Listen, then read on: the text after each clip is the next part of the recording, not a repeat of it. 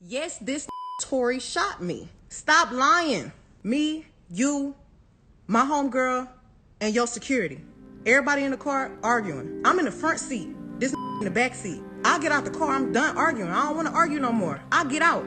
I'm walking away. This from out the back seat of the car started shooting me. You shot me. I ain't get cut by no glass, but let me tell you why they saying that. In any walk of life, your whole world can change in an instant. One split decision can be all it takes to forever alter your course. But when you've spent time cultivating a public image, that experience is magnified.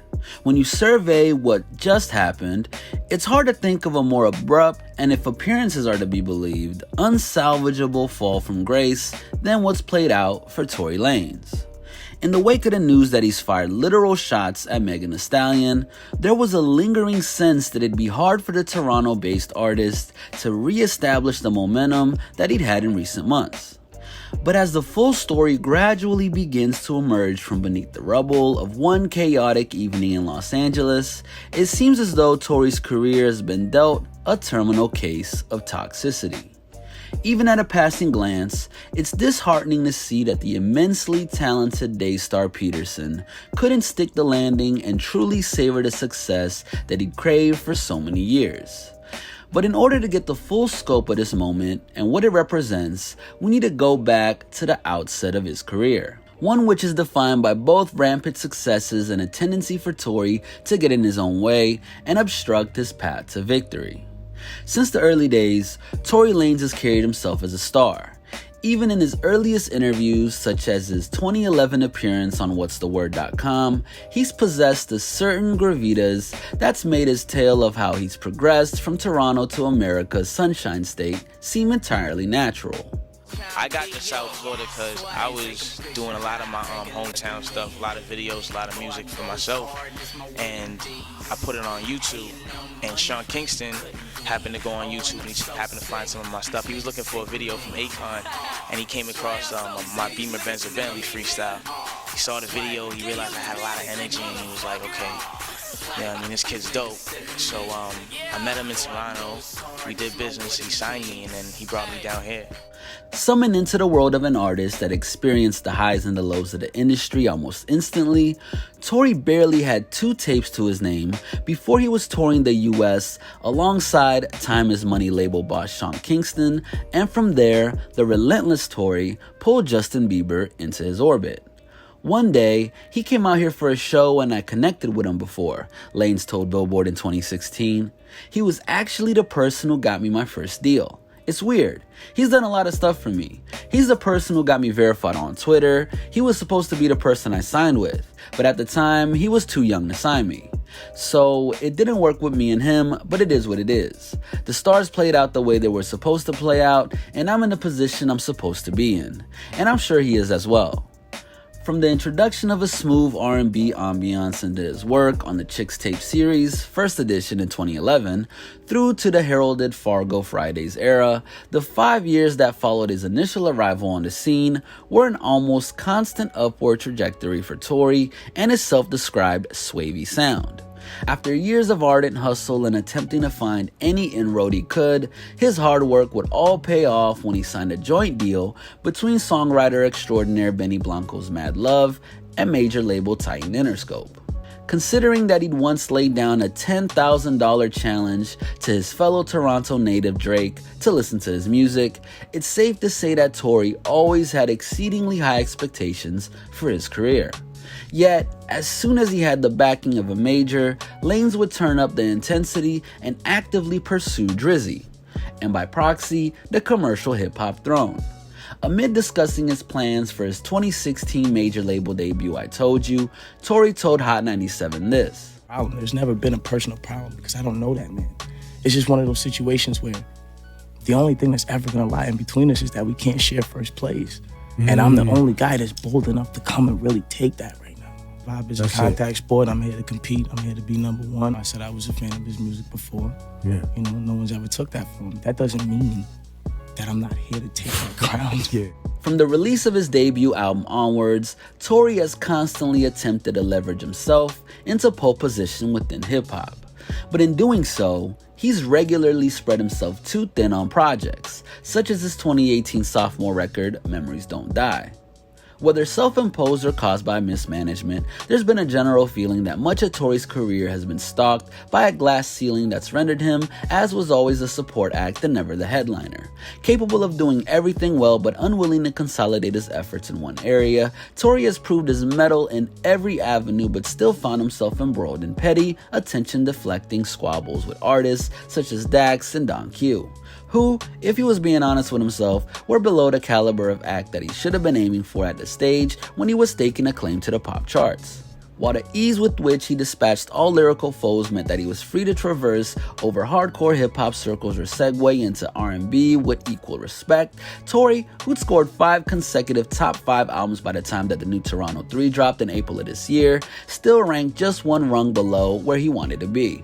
Now, on good terms with Drake after their previous run-ins, his stature in hip-hop was epitomized by their 2019 Assassination Vacation shows, a tour which granted Tory access to arenas across Europe that otherwise be out of his grasp.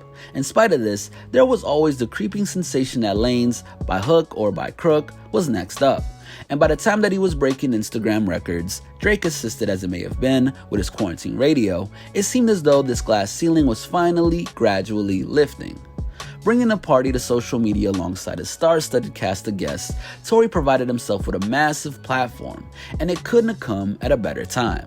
Jubilant in atmosphere, the run of live streams built up towards the release of the new Toronto 3, an album which fulfilled his 5-album deal with Interscope and made him the master of his own destiny.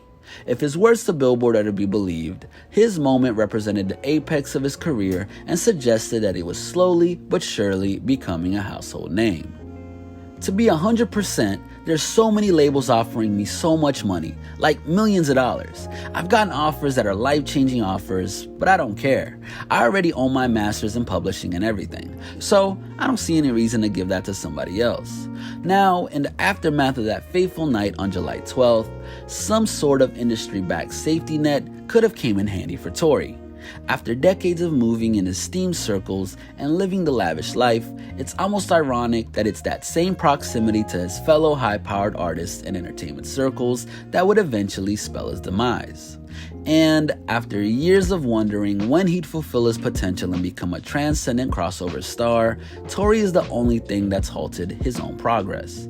In the space of one heat-of-the-moment judgment call, Tory tarnished his reputation, and if the scornful words of figures such as the Joe Budden podcast Small are to be believed, sealed his fate.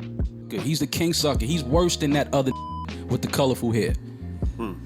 He's the biggest sucker in the industry. Facts. And any running around and trying to ride with him and do music with him, you a clown too.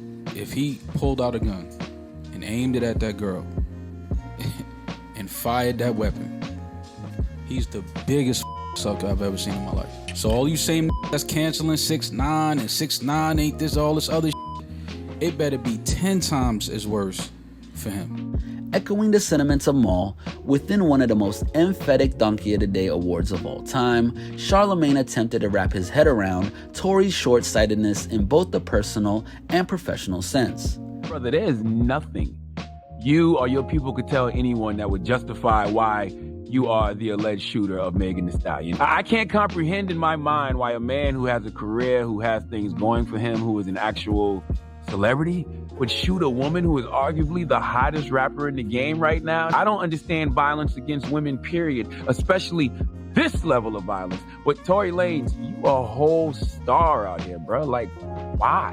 Like, why did your brain take you there? Was it cocaine or some other type of drug? Were you extremely drunk? Do you have extreme anger management issues? Like, what emotional trauma are you dealing with that you can't control your emotions so much that you were driven to shoot her? Is your ego that fragile? From Metro Boomin to Halle Berry and everyone in between, what makes Tory's descent so unique is that it's a rare case where there's simply no gray area. Instead, his actions have been met with near universal condemnation. But to understand the depths to which the entertainment world is aiming to denounce Tory, you need to look at the variations between age, discipline, and even genre that have rushed to dissociate and distance themselves from the Canadian artist's actions. From OGs such as T.I. and Bun B taking it upon themselves to reproach Tory, through to JoJo and T-Pain both removing tracks featuring Lanez from their release schedule, there's a real feeling that whatever plans Tory had earmarked for his career, they're now disintegrating before his eyes. Considering he was even slated for a feature on Megan's album, the broad spectrum of artists that had acquired his services show what a commercial powerhouse he'd started to become. But now, a concerted effort to rewrite history has begun. Full transparency, because I believe in that with my following, his verse is still on the song. The video is solo, new verse on the deluxe. Kehlani tweeted in reference to removing his verse from Can I on her deluxe LP. As alluded to earlier, this is not the first, nor will it be the last, major controversy to strike hip-hop.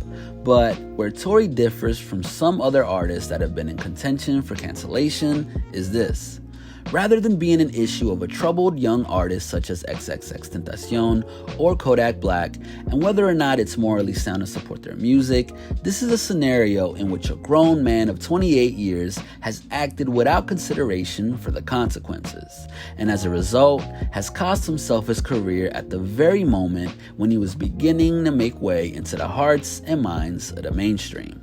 With his actions viewed as a cardinal sin by many, the reason that Tory's situation seems so conclusive is that by all accounts, he's lost his right to appeal in the court of public opinion, which in modern times can hand down an even more life-altering sentence than the judicial proceedings. As a result, Tory's drastic downturn will be remembered as one of the most momentous fall-offs in the history of the genre. This has been a Hip Hop Madness original. Make sure to stay tuned and stay up to date with everything we got going on by hitting that subscribe button and notification bell. Oh, and don't forget to follow us on Instagram at HipHopMadness and join the movement.